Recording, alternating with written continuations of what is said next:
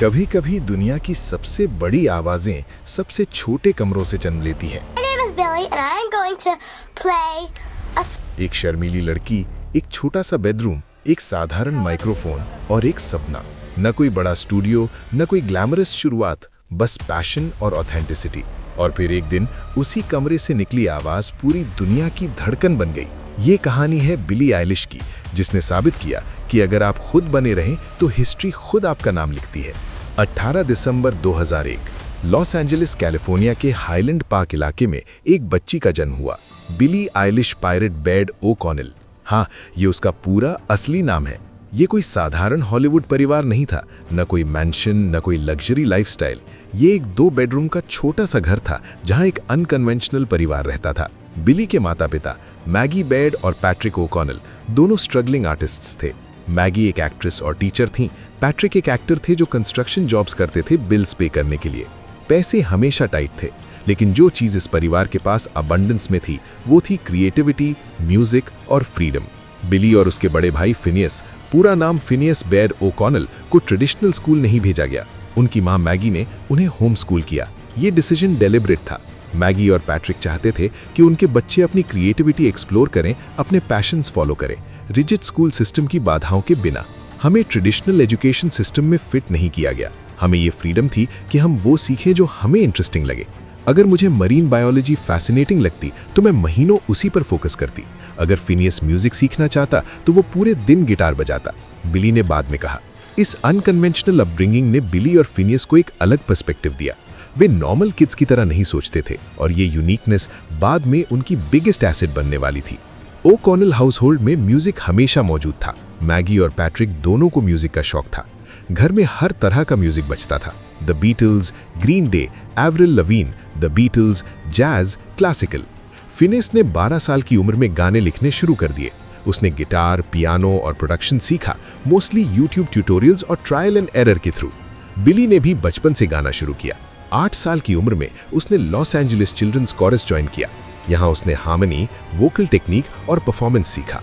Coarse में गाना मेरे लिए ट्रांसफॉर्मेटिव था। मैंने सीखा कि कैसे दूसरे वॉइसेस के साथ ब्लेंड करना है, कैसे हार्मनी क्रिएट करनी है। लेकिन सबसे महत्वपूर्ण, मैंने ये डिस्कवर किया कि मुझे गाना कितना पसंद है। बिली ने याद किया, बचपन में बिली बेहद शाय और इंट्रोवर्टेड थी। सोशल सिचुएशंस में वो अनकंफर्टेबल महसूस करती थी, क्राउड से डरती थी, न्यू लोगों से बात करने में हिचकिचाती थी। उसे सिनेस्थीसिया भी था, एक न्यूरोलॉजिकल कंडीशन जिसमें सेंसेस मिक्स हो जाते हैं। बिली के लिए हर म्यूजिक नोट का एक कलर था, हर सॉन्ग का एक टेक्सचर, हर साउंड का एक विजुअल। जब मैं म्यूजिक सुनती थी तो मैं कलर्स देखती थी। जब मैं किसी का नाम सुनती तो मुझे एक स्पेसिफिक कलर फील होता था। ये वियर्ड था, लेकिन ये मेरे म्यूजिक को भी शेप करता था, बिली ने एक्सप्लेन किया। म्यूजिक से पहले बिली का पहला प्यार था डांस, विशेष रूप से कंटेम्प्रेरी और बैले। वो कम्पिटिटिव डांसर थी और इसे बहुत सीरियसली लेती थी। डांस क्लासेस, रिहर्सल्स, कॉम्पिटिशन्स, ये उसकी जिंदगी थी। लेकिन 13 साल की उम्र में ट्रेजेडी स्ट्रक। बिली ने अपने हिप में सीरियस इंजरी कर ली, ग्रोथ प्लेट इंजरी। डॉक्टर्स ने कहा कि अगर वो डांस करती रही तो परमानेंट डैमेज हो सकता है। बिली को डांस छोड़ना पड़ा। ये डेवस्टेटिंग था। डांस मेरी पूरी आइडेंटिटी थी और अचानक वो मुझसे छीन लिया गया। मैं टूट गई। मुझे नहीं पता था कि अब मैं क्या करूंगी, बिली ने भावुक होकर कहा। लेकिन जैसा कि अक्सर होता है, एक डोर बंद होने पर दूसरा खुल गया। डांस खोकर बिली ने पूरी तरह म्यूजिक की तरफ फोकस किया और यही वो मोमेंट था जब असली मैजिक शुरू होने वाला था। 2015 बिली 13 साल की थी।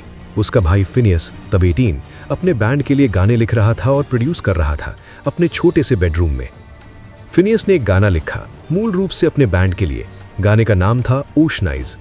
लेकिन जब उसने ये गाना सुना तो उसे लगा ये गाना एक फीमेल वॉइस के लिए बेटर होगा। और मैं सबसे टैलेंटेड फीमेल सिंगर को जानता हूँ, मेरी छोटी बहन। फिनियस ने बिली से कहा, इस गाने को ट्राई करो। वे फिनियस के बेडरूम में गए, जो एक मेकशिफ्ट स्टूडियो भी था। एक सिंपल माइक्रोफोन, एक लैपटॉप, कुछ बेसिक इक्विपमेंट, बस इतना। बिली ने गाना गाया, एक टेक में। मैंने कोई बड़ी प्रिपरेशन नहीं की, बस माइक्रोफोन के सामने खड़ी हो गई और गाया। ये बहुत नेचुरल था, बहुत एफर्टलेस, बिली ने कहा। जब फिनियस ने रिकॉर्डिंग सुनी तो वो स्टन था। बिली की आवाज में एक हॉन्टिंग क्वालिटी थी, वल्नरेबल, इथीरियल, इमोशनल। ये परफेक्ट था। ओरिजिनली ये गाना बिली के डांस टीचर के लिए था, ताकि वो इस पर एक रूटीन कोरियोग्राफ कर सके। लेकिन फिनियस ने सोचा, क्यों ना इसे साउंड क्लाउड पर भी डाल दें। नवंबर 2015 में बिना किसी एक्सपेक्टेशन के, बिना किसी पब्लिसिटी के ओशन आइज साउंड क्लाउड पर अपलोड हुआ। और फिर मैजिक हुआ। सडनली ओशन आइज वायरल होने लगा, प्लेस बढ़ने लगे, हजारों में फिर लाखों में। शेयर्स, कमेंट्स, रीपोस्ट सब एक्सप्लोड हो गया। लोग पूछ रहे थे, ये गाना किसने गाया है, ये लड़की कौन है। म्यूजिक ब्लॉग्स ने इस पर लिखना शुरू किया, प्लेलिस्ट क्यूरेटर्स ने इसे फीचर किया, इंडस्ट्री इनसाइडर्स ने नोटिस किया। कुछ ही हफ्तों में ओशन आइज ने मिलियंस ऑफ स्ट्रीम्स अचीव कर लिए। बिली और फिनियस शॉक थे। हमने सोचा था शायद कुछ 100 लोग सुनेंगे, हमने कभी नहीं सोचा था कि ये इतना बड़ा होगा, फिनियस ने कहा। सडनली हर मेजर रिकॉर्ड लेबल बिली को साइन करना चाहती थी। फोन कॉल्स, ईमेल्स, मीटिंग्स की बाढ़ आ गई। लेकिन बिली और उसके पेरेंट्स कॉशियस थे। वे नहीं चाहते थे कि बिली को इंडस्ट्री की ग्राइंड में फंसा दिया जाए, उसकी क्रिएटिविटी को कॉम्प्रोमाइज किया जाए। आखिरकार वे इंटरस्कोप रिकॉर्ड्स के साथ गए, लेकिन एक यूनिक डील के साथ। बिली और फिनियस को कंप्लीट क्रिएटिव कंट्रोल मिला। कोई भी गाना उनकी परमिशन के बिना रिलीज नहीं होगा। प्रोडक्शन फिनियस करेगा, किसी बड़े एक्सपेंसिव प्रोड्यूसर को हायर करने की जरूरत नहीं। ये अनप्रेसिडेंटेड था, एक 14 साल की लड़की को इतना कंट्रोल देना। लेकिन इंटरस्कोप ने रियलाइज किया कि बिली और फिनियस का मैजिक उनकी ऑथेंटिसिटी में है। उसे बदलने की कोशिश करना फूलिश होगा। 2017 बिली ने अपना पहला ईपी रिलीज किया, डोंट स्माइल एट मी। ये ईपी एक्स्ट्रा ऑर्डिनरी था, ना सिर्फ इसकी साउंड के लिए बल्कि इसलिए भी कि ये रिप्रेजेंट करता था कुछ completely different. Don't smile at me traditional pop नहीं था, ये डार्क था, मूडी था, एक्सपेरिमेंटल था। Whispered vocals, minimalist production, unconventional song structures.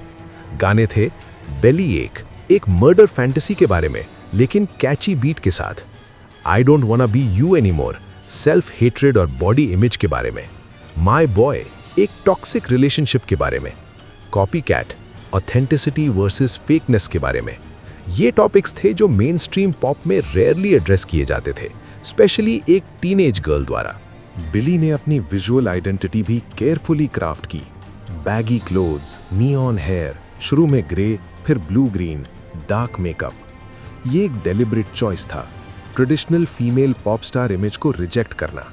मुझसे हमेशा एक्सपेक्ट किया जाता था कि मैं सेक्सी दिखूं, टाइट कपड़े पहनूं, एक सर्टेन वे में प्रेजेंट हूं। मैंने कहा नहीं, मैं अपने बॉडी को कमोडिफाई नहीं करना चाहती। मैं चाहती हूं कि लोग मेरे म्यूजिक पर फोकस करें, मेरी बॉडी पर नहीं, बिली ने एक्सप्लेन किया। ये स्टांस विशेष रूप से एक टीनेज गर्ल के लिए रेवोल्यूशनरी था। डोंट स्माइल एट मी ने इनक्रेडिबल सक्सेस अचीव की।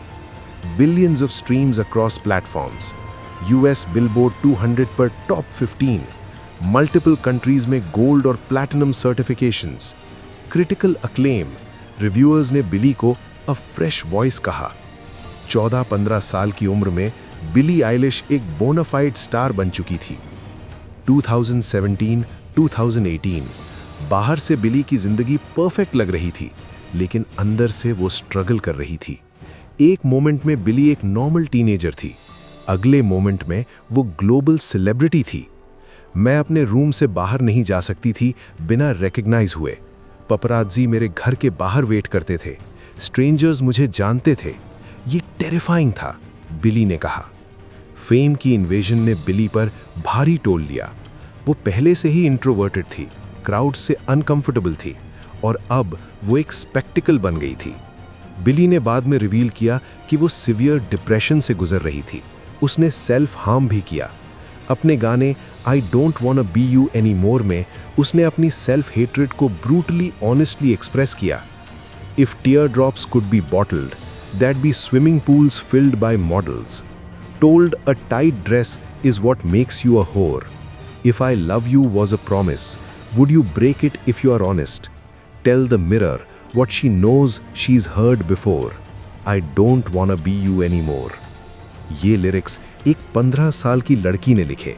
ये दिखाता है कि वो किस इमोशनल डेप्थ से गुजर रही थी। डिस्पाइट अपने बैगी क्लोथ्स और एंटी सेक्शनलाइजेशन स्टांस के, बिली को बॉडी इमेज इश्यूज थे।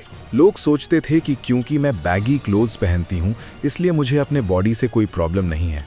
लेकिन सच ये था कि मैं अपने बॉडी से नफरत करती थी। मैं उसे हाइड करना चाहती थी, बिली ने एडमिट किया। बिली को टोरेट सिंड्रोम भी है, एक न्यूरोलॉजिकल डिसऑर्डर जो इनवॉलंटरी टिक्स कॉज करता है। उसने इसे सालों तक प्राइवेट रखा, लेकिन जब फैंस ने वीडियोस में उसके टिक्स नोटिस किए और उस पर कमेंट करना शुरू किया, तब बिली ने पब्लिकली एड्रेस किया। ये एम्बैरेसिंग था कि लोग मेरे टिक्स को देखते थे और अज्यूम करते थे कि मैं वियर्ड हूँ या अटेंशन सीख कर रही हूँ, लेकिन ये एक मेडिकल कंडीशन है जिस पर मेरा कोई कंट्रोल नहीं है, बिली ने कहा। इन सब स्ट्रगल्स के बीच एक कांस्टेंट था, फिनियस। फिनियस सिर्फ बिली का ब्रदर और कोलैबोरेटर नहीं था, वो उसका बेस्ट फ्रेंड, प्रोटेक्टर और एंकर था। बिना के बिना मैं ये नहीं कर पाती। जब सब कुछ ओवरवेलमिंग होता था, वो मुझे ग्राउंड करता था, वो मुझे याद दिलाता था कि मैं कौन हूँ, बिली ने कहा। 2018 का अंत, बिली और फिनियस ने डिसाइड किया कि अब एक फुल एल्बम बनाने का समय आ गया है।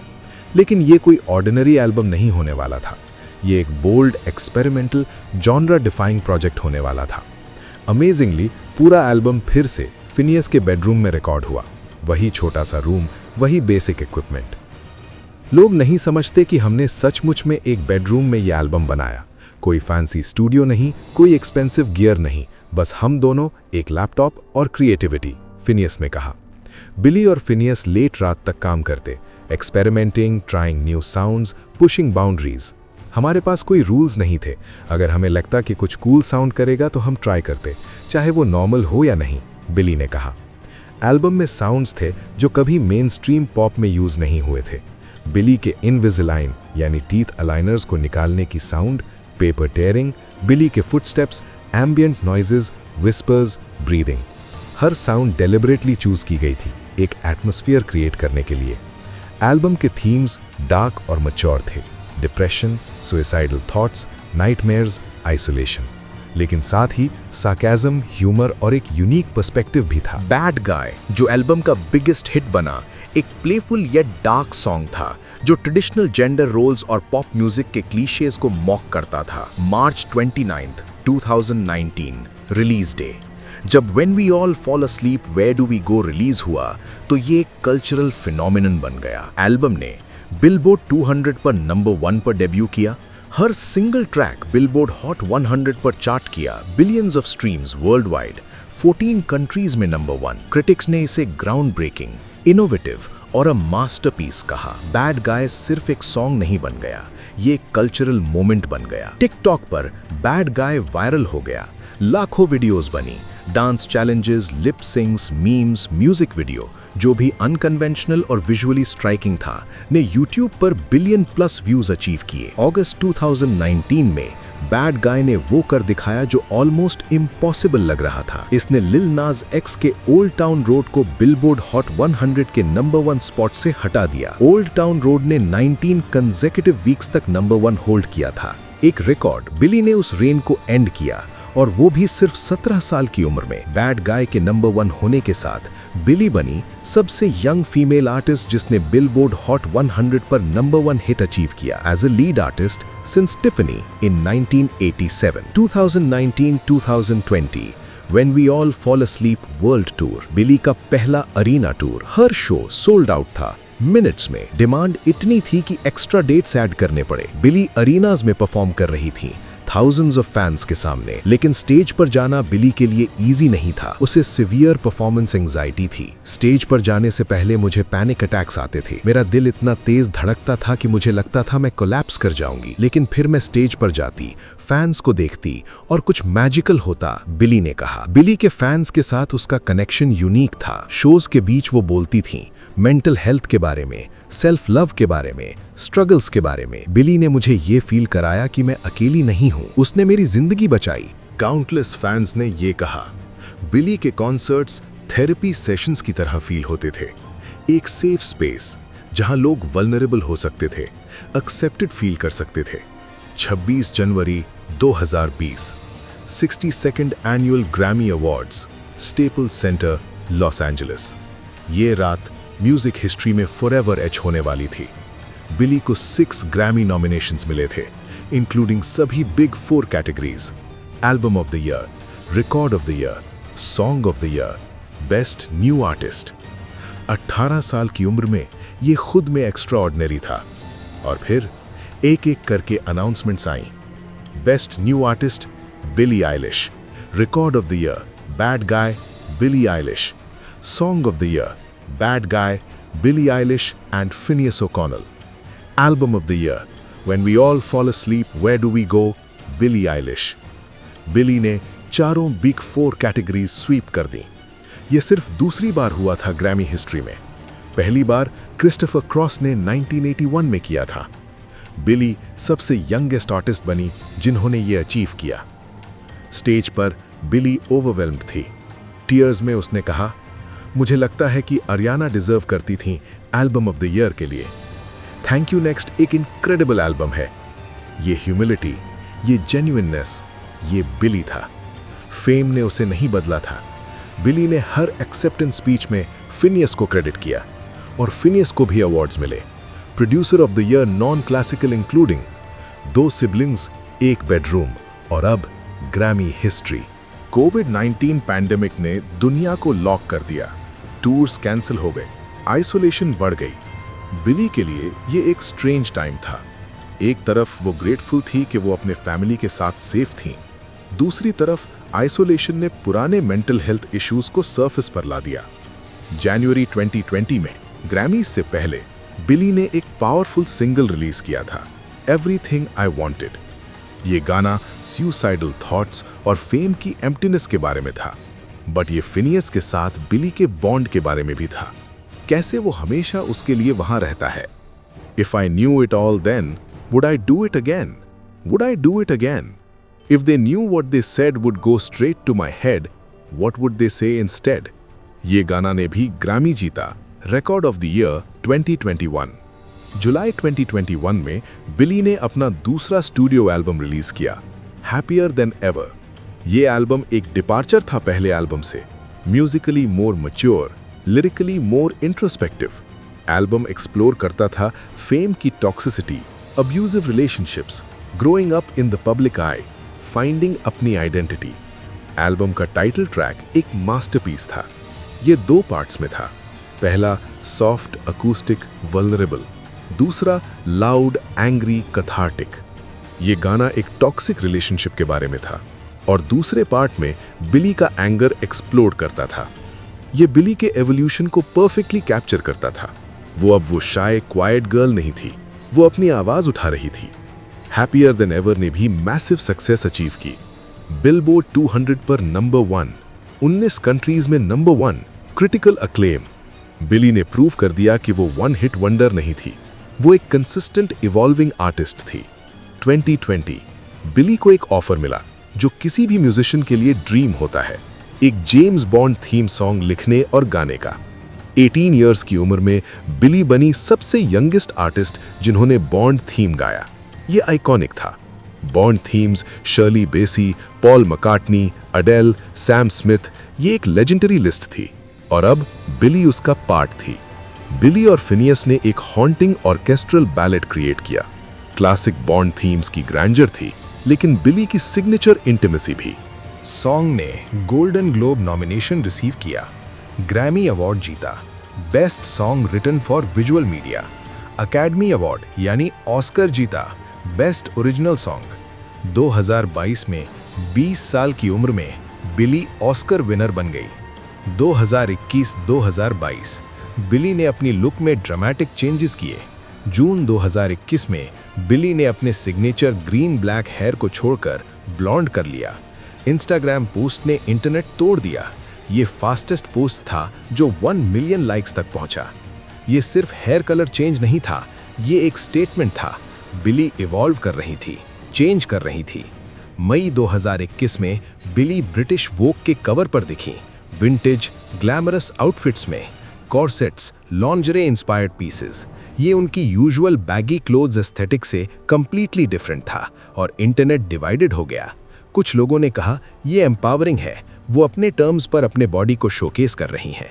दूसरों ने कहा ये हिपोक्रिटिकल है, उसने हमेशा कहा था कि वो सेक्सुअलाइज नहीं होना चाहती।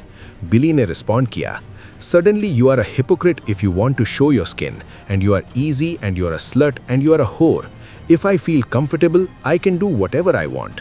ये पावरफुल था, बिली रिक्लेम कर रही थी अपना एजेंसी, चाहे वो बैगी क्लोथ्स पहने या रिवीलिंग आउटफिट्स, ये उसका चॉइस था। बिली ने अपनी प्लेटफॉर्म का यूज किया इंपॉर्टेंट कॉजेस के लिए स्पीक अप करने के लिए। बिली वोकल रही हैं क्लाइमेट चेंज के बारे में। उन्होंने सस्टेनेबल टूर प्रैक्टिसेस इंप्लीमेंट की, प्लांट बेस्ड डाइट प्रमोट किया, क्लाइमेट ऑर्गेनाइजेशंस को सपोर्ट किया।